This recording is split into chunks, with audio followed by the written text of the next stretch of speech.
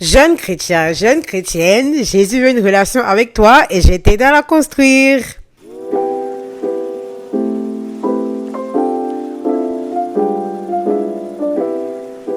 Coucou les saints, bienvenue dans Jésus, un jour, Jésus toujours, le podcast des jeunes chrétiens, le podcast est enfin de retour les gars, je suis super contente.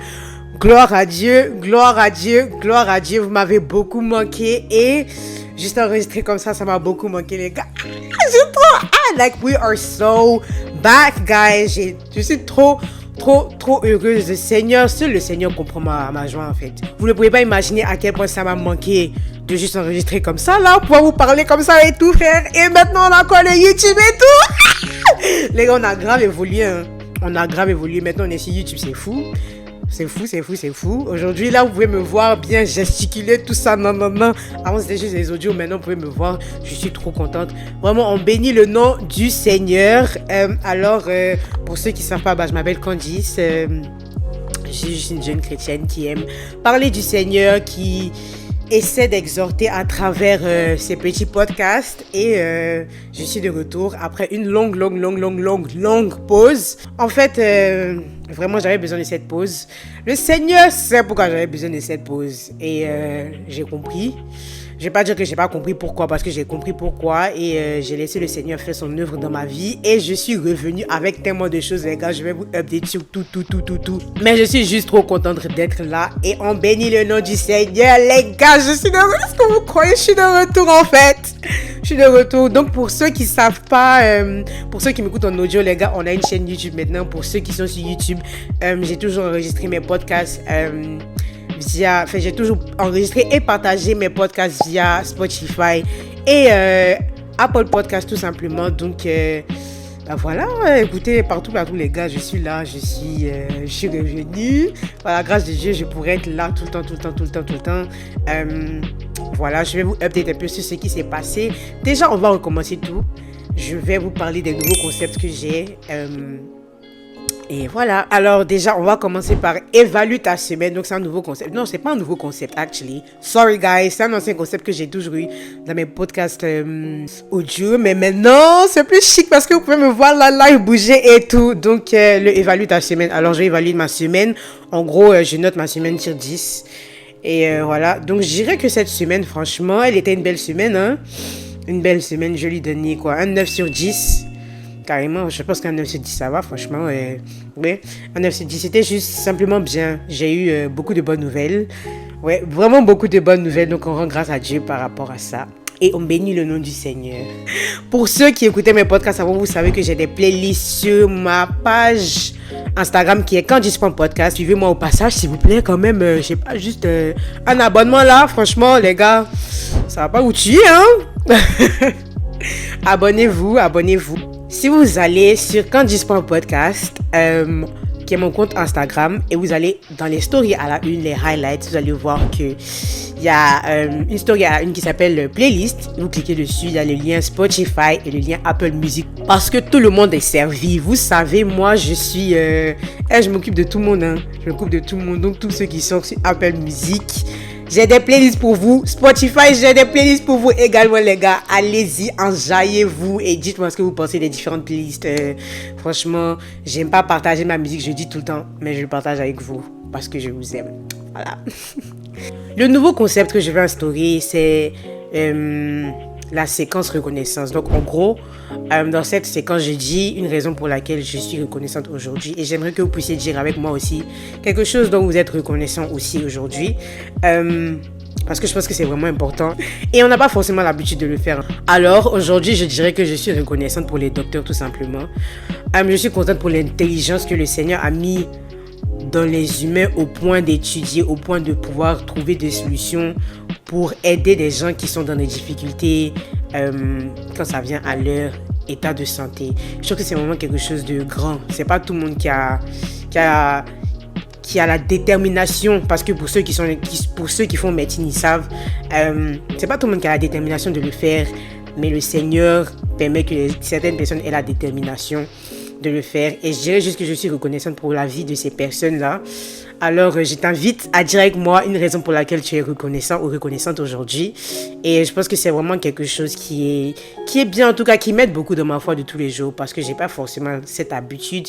Mais je sais que c'est quelque chose qui est bien et c'est quelque chose qui plaît au Seigneur également. Donc, j'essaie d'instaurer ça dans ma vie. En tout cas, et voilà. Oh, la partie que tout le monde attend. I'm going to give you an update, guys. Sur ma petite vie, je vais vous donner un update sur tout ce qui s'est passé depuis que je n'étais pas là. Je suis partie pendant longtemps. Elle est passée où? Elle faisait quoi? Non, et tout. Eh les gars, j'ai souffert. Hein, c'est un truc de fou. Je vais même pas mentir, dire ici, ouais, non, c'était pas facile du tout. Pour ceux qui me connaissent, ils savent déjà que 2024 là, à partir de juin comme ça, c'était chaud, c'était vraiment chaud. Et je vous dis de juin jusqu'à quoi? Novembre, hein, c'était vraiment chaud. C'est seulement en décembre que j'ai commencé à voir un peu le bout du tunnel. Mais même là, j'étais beaucoup dans la prière parce que je disais au Seigneur que je ne voulais pas que cette année 2025 là soit comme l'année 2024. Je brisais les liens, les gars, parce que c'était fou. En fait, cette année de 2024, un jour, je vais m'asseoir pour vous expliquer. Je ne vais pas trop le faire maintenant, mais un jour viendra. Mais un jour, je vais bien vous expliquer. Je suis sûre que beaucoup de gens me diront, mais je sais pas, comment tu as fait pour survivre et tout. Et il n'y a pas de secret, c'est le Seigneur seulement. C'est le Seigneur parce que je ne sais pas ce que j'aurais fait sans le Seigneur. Même quand j'avais le Seigneur, je voulais en finir en fait. Donc, j'imagine si j'avais pas le Seigneur, ça allait être encore plus fou. Mais bon, Dieu fait grâce. Je suis là et je dirais toujours que le Seigneur fait grâce parce que c'est ce qui est. Alors, je veux pas... Je sais même pas comment je vais faire cette vidéo, je vais pas vous mentir. Je sais que j'ai écrit des points des choses que j'ai appris. Je pense que je vais faire point par point. Ça sera beaucoup plus facile. Et un autre jour, par la grâce de Dieu, je peux vous faire une story time de petites choses qui me sont arrivées là. Vraiment. Une chose que j'ai apprise pendant ce temps de pause, c'est que je devais arrêter de chercher l'exclusivité autre part qu'avec le Seigneur. Alors, vous savez, j'aime bien parler de ça parce que c'est quelque chose que je faisais. C'est quelque chose que j'avais l'habitude de faire juste parce que je sais que je suis une personne à qui les gens s'ouvrent assez facilement. Je suis une personne avec qui les gens sont rapidement confortables. Ils n'ont pas du mal à me dire ce qu'ils pensent réellement. Donc, ça me faisait un peu trop plaisir. Dans le sens où c'était devenu une obsession. Si moi, je savais quelque chose et qu'une autre personne savait cette chose, ça me frustrait un peu parce que je voulais juste être exclusif en fait. C'était juste moi. Et le Seigneur m'a tellement brisé dans ce sens-là. Il m'a fait comprendre que ce n'était pas ce que je devais faire. Je ne devais pas rechercher l'exclusivité avec les humains, mais avec lui seul, parce que l'exclusivité avec lui va me faire comprendre beaucoup de choses dans ma vie de tous les jours, au niveau de la sagesse, au niveau de mes valeurs, au niveau de mes principes, au niveau de juste ma vie en fait. Et c'est la manière dont il me l'a fait comprendre, c'était assez dur. Je vais pas vous mentir, je vais pas venir vous dire ouais le Seigneur m'a juste dit, parce que c'est pas ce qui s'est passé en fait. J'ai dû l'apprendre d'une manière assez strong. I'm not gonna lie, it was really hard, guys. Mais aujourd'hui, je suis là, je suis debout, je suis forte plus que jamais. Et en tout cas, même quand cette pensée de forcément rechercher l'exclusivité ailleurs qu'avec le Saint-Esprit revient, j'essaie de la chasser comme je peux, avec l'aide du Saint-Esprit, bien sûr. Alors, mon deuxième point, c'est que le Seigneur m'a fait comprendre qu'il m'avait donné mon cœur pour son œuvre et pas pour faire ce que moi je voulais. Et ça, il me l'a dit audiblement. Les gars, quand le Seigneur m'a fait comprendre ça, en gros, il me disait que il m'avait pas donné ce cœur-là pour avoir les gourmets, pour me plaindre de quoi que ce soit, pour mettre mon cœur dans les choses dans lesquelles elles ne devaient pas être, me focus sur les choses qui n'étaient pas essentielles. Mais il m'a donné son cœur pour son œuvre. Il m'a donné ce cœur pour que je puisse ressentir ses émotions, pour qu'il puisse transférer ses émotions à travers moi, pour que je puisse ressentir ce que lui il ressent, pour que je puisse voir ce que lui il voit. Et c'est seulement avec la disposition de mon cœur que je peux juste faire ces choses-là en fait. Et c'est ce que le Seigneur m'a fait comprendre, parce qu'au début, je vais pas vous mentir que on savait tout ce que le Seigneur nous a donné. La Bible m'a dit que tout ce qu'on fait doit glorifier le nom du Seigneur. Et on n'a pas forcément cette habitude-là. Mais il est tellement important de soumettre tout ce qu'on a en nous au Seigneur, parce que toutes ces choses-là sont pour la gloire de Dieu en fait. Et donc quand tu prends la chose que le Seigneur t'a donnée pour faire ce que tu veux, bah ça n'a jamais marché en fait. Tu vas toujours te retrouver dans un cycle où tu es constamment en train de te battre contre cette chose-là. Dans mon cas, je me battais constamment contre mon cœur parce que je n'arrivais pas à comprendre pourquoi je ressentais les choses aussi intensivement en fait. Or que c'était juste le Seigneur qui voulait utiliser mon cœur pour ressentir ses émotions intensivement, mais je l'utilisais pour moi et pas pour lui. Et une fois que j'ai compris ça et que j'ai commencé à soumettre mon cœur au Seigneur tous les jours de ma vie, ça a commencé à aller en fait. Donc je vous invite vraiment à faire ça. Franchement, je vous donne des petits tips. Je vous donne des petits tips que vous pouvez utiliser dans vos vies de tous les jours. Je sais que ça va vous être très utile. Et que si le Seigneur a permis que je puisse traverser tout ça, c'est bien pour que je puisse en parler et que mes frères et sœurs aussi puissent en profiter. Alors, prenez note s'il vous plaît, parce que c'est pas pour rien que je suis en train de dire tout ça. Merci. Mon troisième point, c'est que le Seigneur m'a vraiment appris le pouvoir de l'intercession. Il m'a fait comprendre tout simplement ce que c'était, pourquoi je devais le faire. Et il m'a fait comprendre que quand j'intercède pour les autres, je fais son œuvre et que je ne suis pas forcément dans l'égoïsme. Parce que la plupart du temps, on cherche toujours à faire les choses pour nous. Nous. Seigneur, bénis-moi. Est-ce que tu peux faire ça pour moi? Est-ce que tu peux m'apprendre ça? Est-ce que tu peux me faire cette grâce? Mais quand j'ai commencé à prier pour les autres, j'ai commencé à voir que même les choses dont je pensais que j'avais besoin, le Seigneur me donnait ça, mais me donnait ça au-delà même de ce que je voulais, me donnait au-delà de mes attentes. Et c'est vraiment quelque chose que j'essaie de pratiquer tous les jours. En tout cas, j'essaie de ne pas être dans l'égoïsme. Je ne dis pas qu'il ne faut pas prier pour soi-même. Je dis en tout cas que l'intercession est quelque chose de très important et il n'y a pas beaucoup de gens qui le font. Franchement, il ne faut pas qu'on se mente. C'est pas tous les jours qu'on se lève pour dire ouais, je vais prier pour quelqu'un et tout. Il ne faut même pas qu'on se mente ici, les gars. Mais c'est quelque chose que le Seigneur nous appelle à faire. Et donc, je pense qu'il est utile de se rappeler en tout cas qu'il faut le faire. Alors faisons-le, essayons de le faire, essayons de prier pour nos amis, pour nos familles, pour ceux qui nous aiment, même pour ceux qui ne nous aiment pas, pour ceux que nous avons blessés, pour ceux qui nous ont blessés. Il est juste important de faire ces choses-là. Le quatrième point, je pense que c'était le point le plus dur pour moi parce que j'étais dans une période très difficile, mais le Seigneur m'a fait comprendre qu'un assoiffé n'est pas dans les émotions. Et je vais pas vous mentir, moi j'ai toujours dit que j'étais le bébé gâté de Dieu. Je le dis toujours dans le sens où c'est pas forcément que je me comporte comme un bébé gâté, mais le Seigneur me donne toujours ce que je veux en fait. Il me donne toujours ce que je veux ou au-delà de mes attentes. Mais c'était un peu chaud parce que le Seigneur ne m'a pas caressé dans le sens du poil. Dans le sens où il m'a fait comprendre que ok, voilà tout ce que tu es en train de vivre et tout, mais si tu es assoiffé de moi, de ma parole, de ma présence, tu n'es pas dans les émotions. Et c'est pas parce que tu te sens comme ça que tu ne dois pas prier, que tu ne dois pas méditer. Ah les gars, j'ai trop mal, Seigneur. Je peux pas me faire ça, je suis trop mal, j'ai pas la force de le faire. Mais il m'a fait comprendre que si tu me recherches, c'est pas en fonction de ton humeur, c'est pas en fonction de ce que tu ressens. C'est pas en fonction de ce que tu ressens que tu fais mon œuvre, peu importe ce qui se passe. Et c'est ça la dure réalité de la vie d'un chrétien. On ne peut pas faire les choses en fonction de nos humeurs. Il faut le faire parce qu'il faut le faire, parce que c'est pour Dieu. Il faut chercher l'intimité avec Dieu constamment parce qu'on aime Dieu. Et tu verras que si tu as un petit copain ou une copine, peu importe comment les choses se passent dans ta vie, tu continues de lui parler tous les jours parce que tu l'aimes. Donc si tu arrives à faire ça avec un humain, pourquoi est-ce que tu n'arrives pas à le faire avec le Seigneur? C'est ça la réelle question. Il faut qu'on se pose des vraies questions. Et je pense que c'est ces choses-là que le Seigneur m'a fait comprendre en tout cas. Que si tu arrives à le faire avec un humain, pourquoi est-ce que tu ne peux pas le faire avec moi?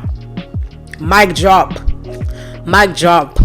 for real because he be spitting. Like le Seigneur parle en fait. Il dit ce qui est et c'est tout. Il n'y a pas de gauche, droite au milieu. Hey, ce que le Seigneur a dit c'est ça. Si tu as soif de moi, tu n'es pas dans les émotions. Si tu as soif de moi, tu me cherches, peu importe la situation. Voilà. Et le cinquième point, c'est que ça va avec le quatrième point, actually, c'est que au bout du tunnel, il y a vraiment la lumière. Parce que je vais pas vous mentir, cette année de 2024 que j'ai vécue là, de juin jusqu'à novembre, c'était vraiment chaud.